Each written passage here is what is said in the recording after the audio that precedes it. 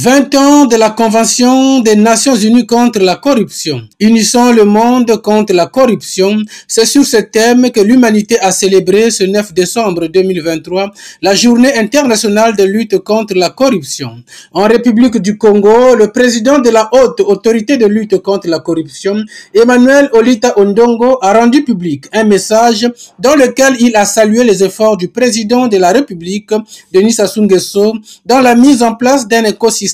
favorable à la bonne gouvernance et à la lutte contre la corruption. Les efforts fournis par le Congo depuis la ratification de cette convention ont abouti à des réformes qui ont confirmé la volonté politique de son Excellence M. Denis Sassou Nguesso, président de la République,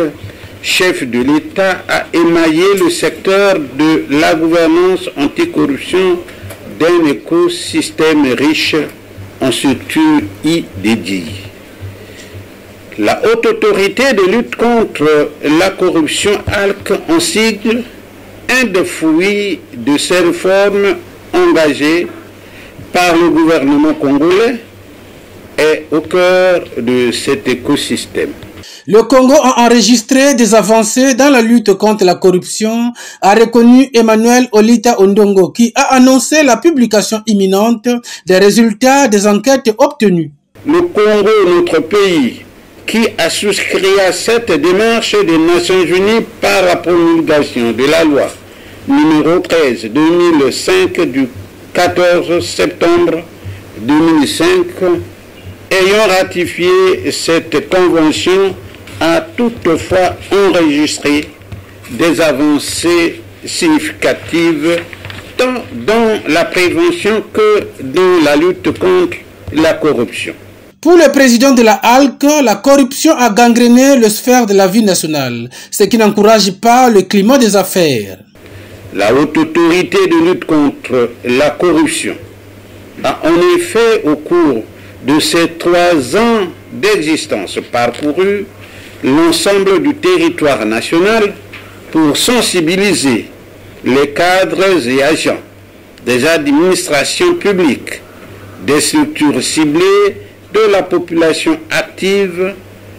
de la communauté des affaires, de la société civile, de la communauté éducative. Ayant diligenté des enquêtes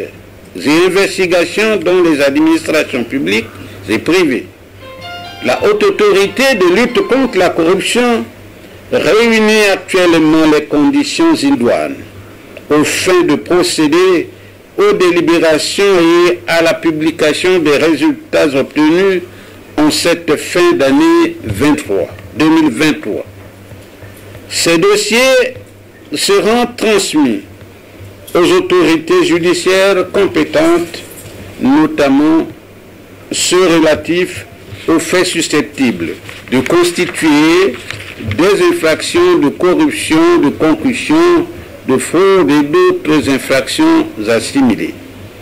Cette saisine des autorités judiciaires et éventuellement la condamnation des auteurs des infractions pour des faits de corruption et infractions assimilées constitue une forte attente des populations,